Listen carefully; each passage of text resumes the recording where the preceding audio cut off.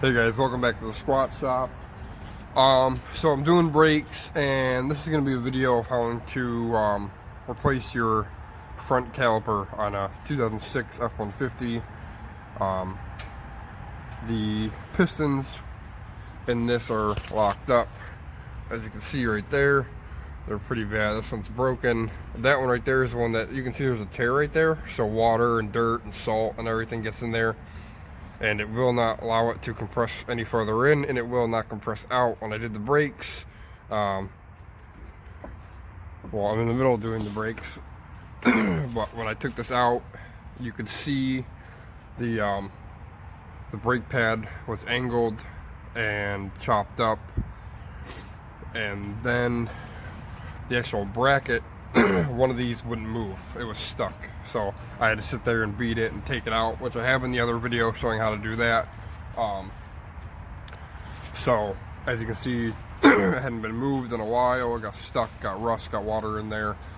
I even heated it up for 20 minutes with my torch and tried to get it out, and it wouldn't even free up at all. I had to take it to the vise and smack it out and everything like that. So I got those replaced. Those are all in there with new ones. So we're gonna take this off. What I did, your best shot to do, because these are rusty, and just make it a little bit easier, spray it with some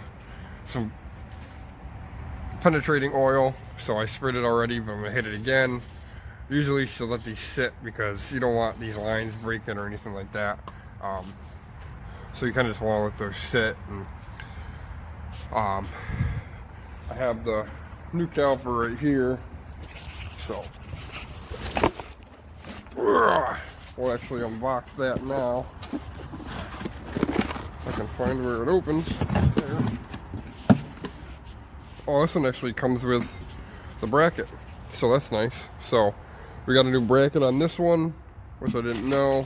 Here's all your hardware and your brake glides. So that's in there. Everything is already on there. So those slides and boots that I actually put on there, I'll actually take out and keep those just in case anything ever happens to the other side or anything like that. And then you have your hold on.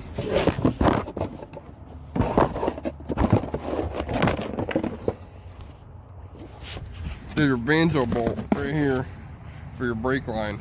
So that's right there.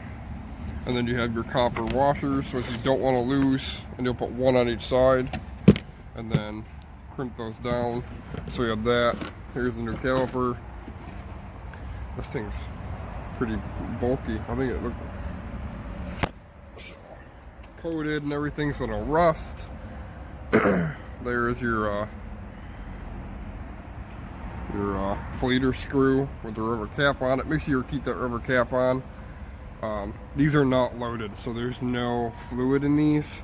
Your best bet is to get a small bottle, or grab your fluid and kind of pour it in here, get some fluid in there, or you can kind of get the water out, or not the water, the air out. That way you're not kind of pushing and flushing the brakes too long. Even though this is the driver's side, it's going to take a second to bleed this. If you do any of your other brakes, make sure you fill these up, and you're going to leak some from setting it on there and everything like that. But if you can screw it on flat like this and then set it on, that's your best bet. And then I would just keep this, I would crack this open. That way you don't have, that way gravity can kind of pull the fluid in there and isn't sitting. That way you can go through the whole thing. Yeah, everything is pretty much on this to install. So I'm gonna let this sit for a little bit, and then we'll get back to cracking that loose and getting the new one put on. Alright, so I got the new caliper on. So what I did was I sprayed that. I let that sit, and I cranked that banjo bolt off. And what I did was I actually went up and took the cap off. I had it on at first, so I kept it on. And then I pulled this off. Obviously there's gonna be some fluid leaking out. So I took that off, had the banjo bolt with that copper spacer there. And then there's another one that goes underneath, which will go back here. So I took that off, pulled this. Make sure you clean this edge so that way there's no leaks or anything that get through. So when you open this, take a wire brush and just kind of skim it real quick and get anything if it's rusted or anything like that. So then I slipped that in, put the other one on the inside, and I set this right in, hand tightened it up, and then I cranked it and got it nice and snug. And during that, I cracked the bleeder screw loose so that way it could flow and fill up. So I had this open before I put this on. So when I put this on, I went up and I took the brake reservoir cap off. That way the gravity could pull the fluid in, and then you just sit and let it wait, and then it'll slowly start dripping out of this. Once that's doing that, your caliper's full of brake fluid.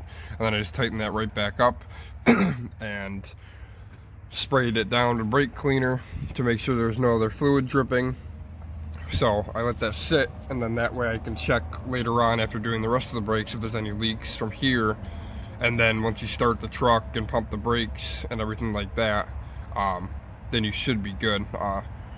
And obviously if you feel any softness or anything, you might have to bleed this a little bit more. But with this being like that, it should push right all the air out with you leaving that bleeder screw open and letting the fluid kind of drip out of there. So I literally just put this whole piece on. It had the actual mount on there.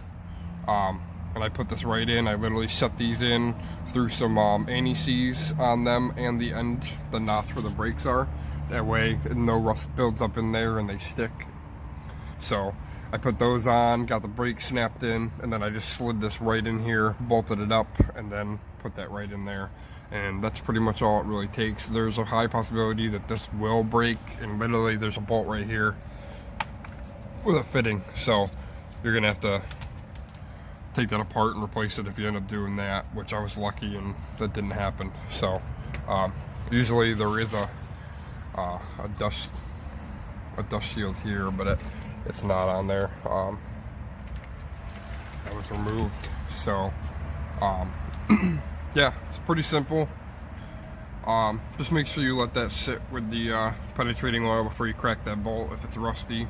That way you're not stripping or breaking anything, and then that way you can just get it done and slip that on real quick.